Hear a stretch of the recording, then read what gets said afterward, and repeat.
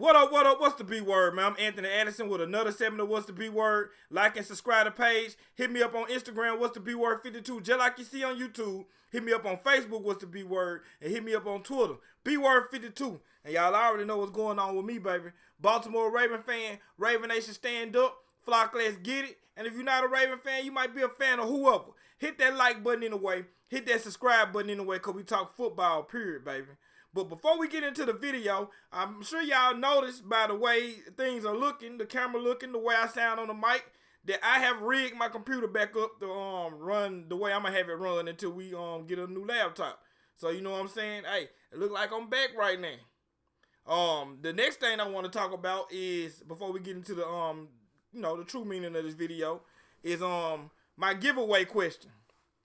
Nobody has managed to answer the question for my giveaway. The giveaway is Baltimore Ravens chain, which I'm sure y'all see me wear all the time. I got 2 fresh new chains, and I want to give away 2. I got one question. Ain't nobody answered the question yet. The question was last year, not of all time, not 2 years ago, not 3 years ago. Last year, who was my favorite non-Raven that played defense last year? And I seem to got everybody stumped with that question right there. So I'm going to say that he played linebacker. My favorite non-Raven that played linebacker last year. So, hey, that's a clue to the question, y'all. I know y'all want this chain. I'm tired of these chains sitting up over here. So, think real hard. I mean, I done said it 100 times on video that this dude is like one of my favorite non-Ravens ever.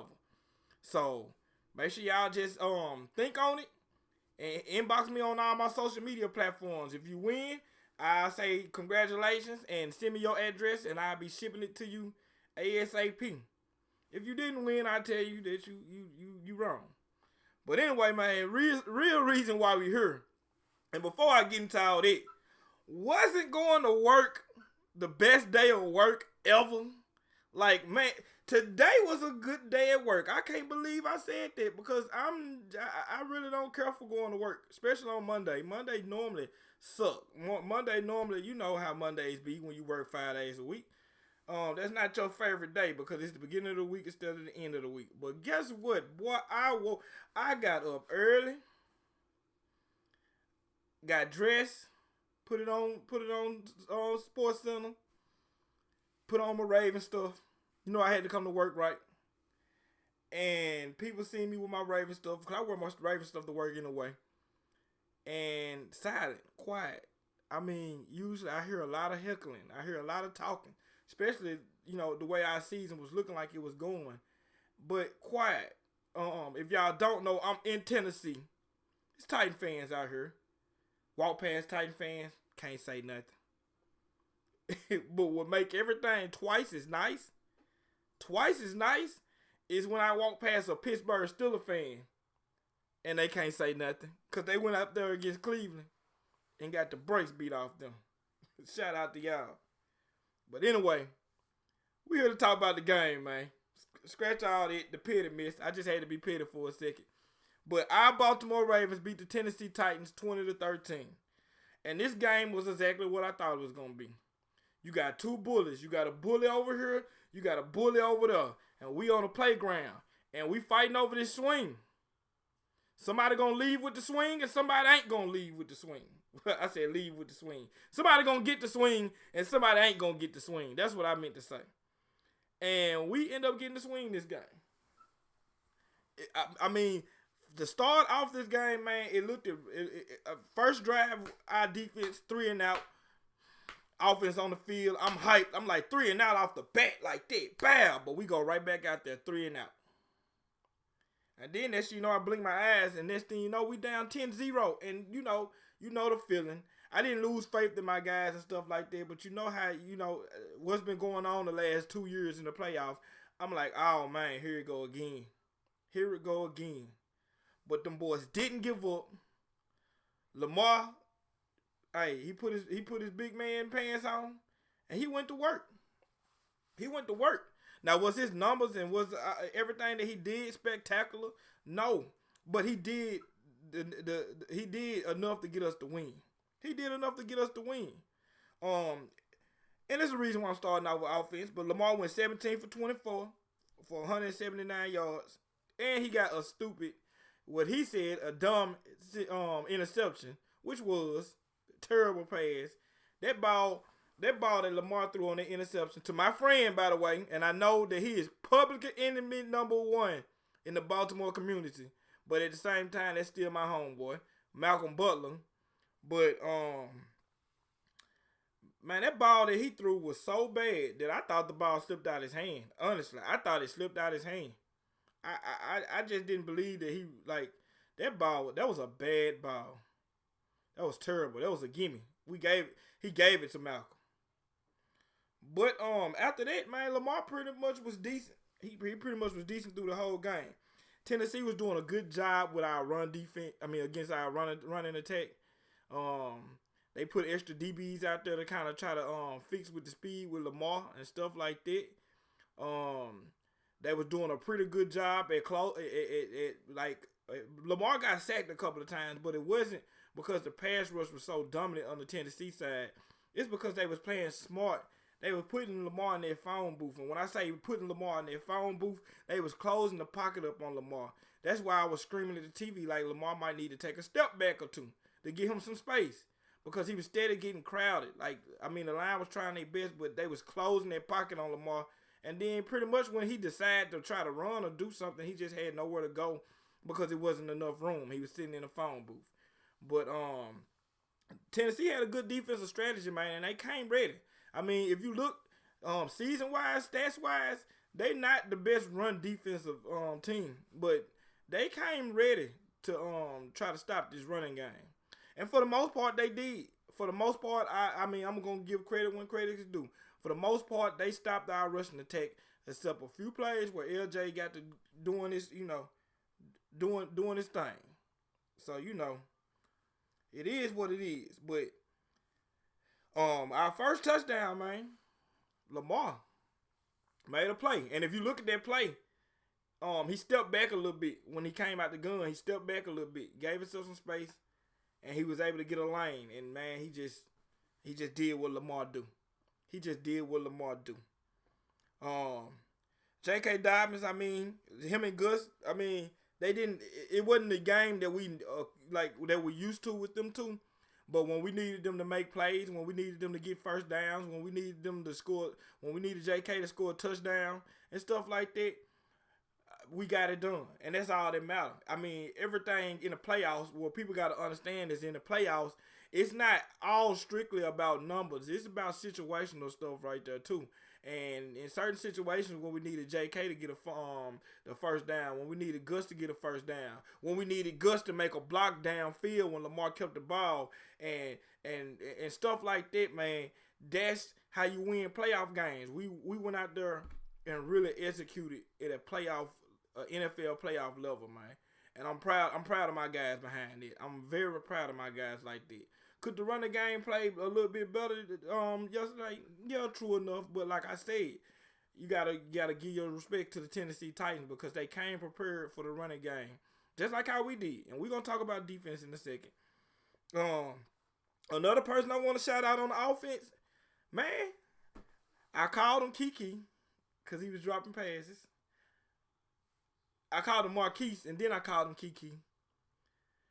He's Marquise again. And if he keep this up, if he keep up what he's been having going on, I might just start slipping up and calling him Hollywood again.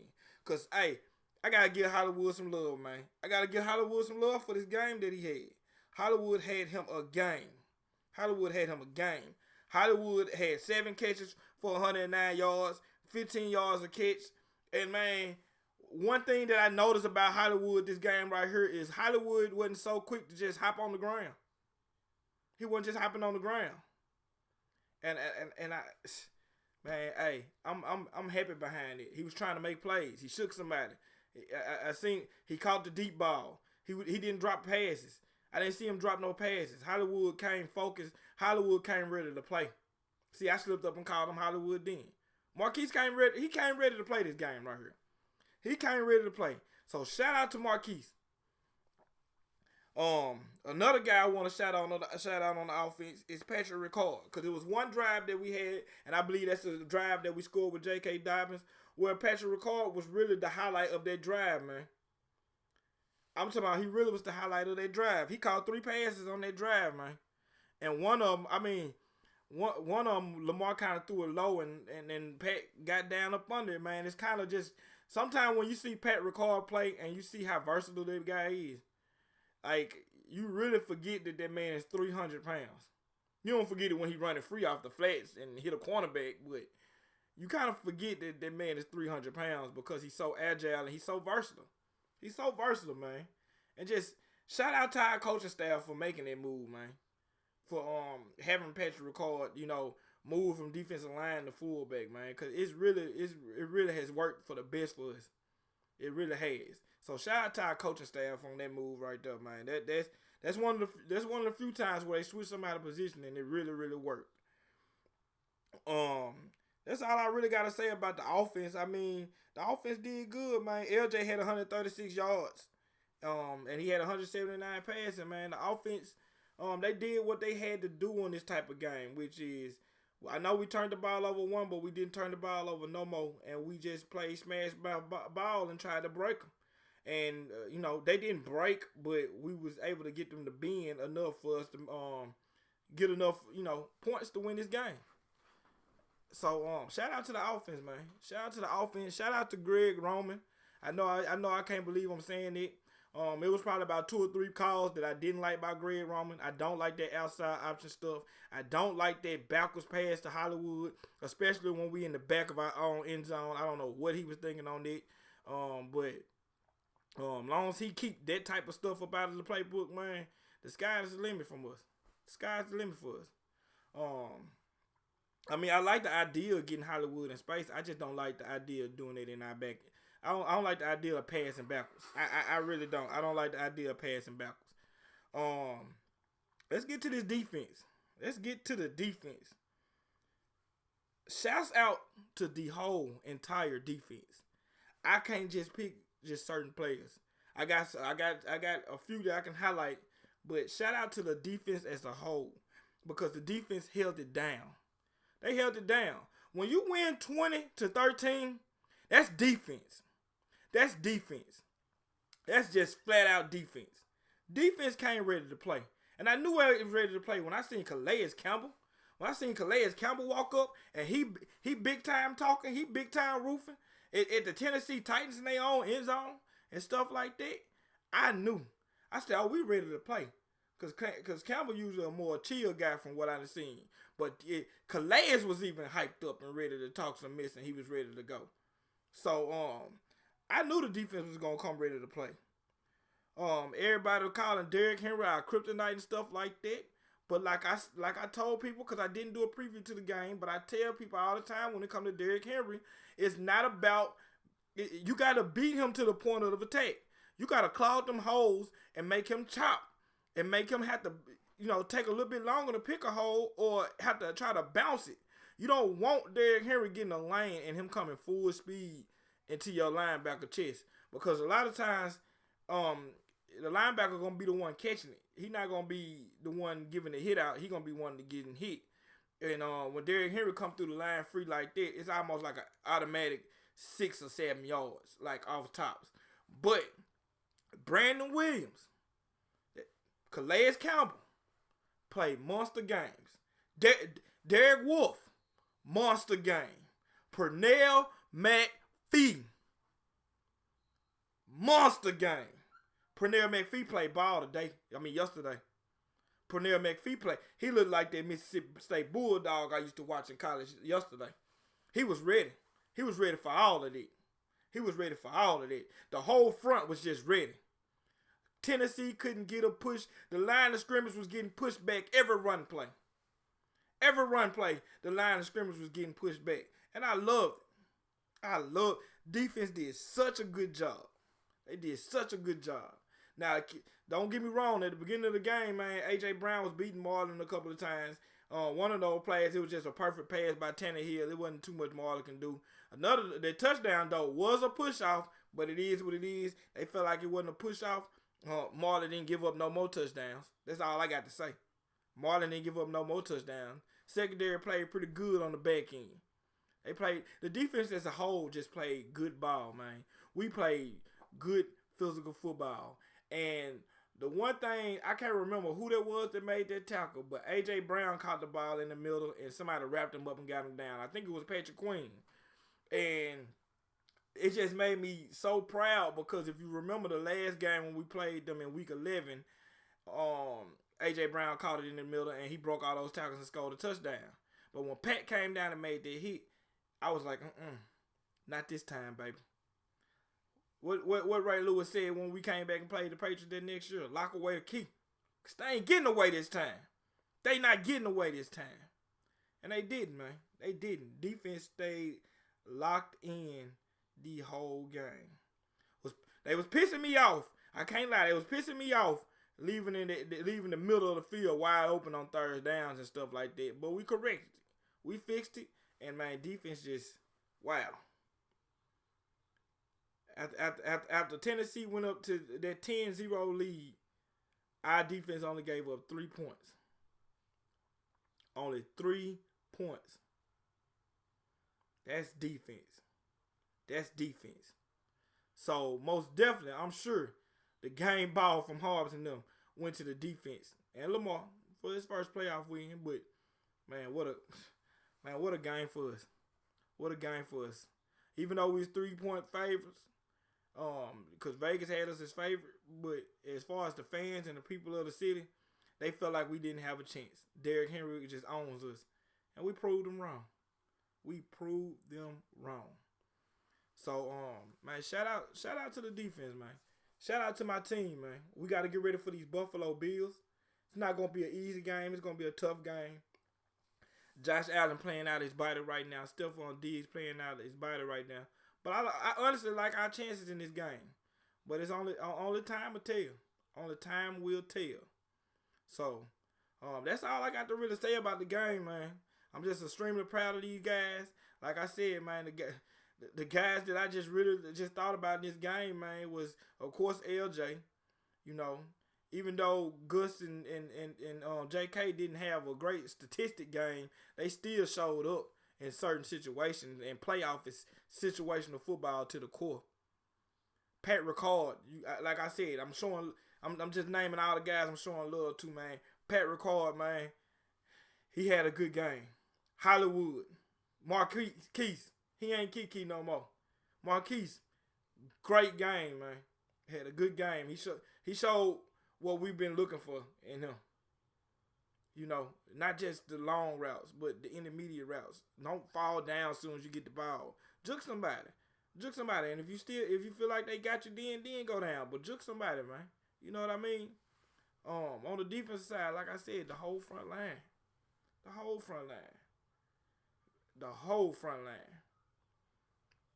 Shouts out to them, man.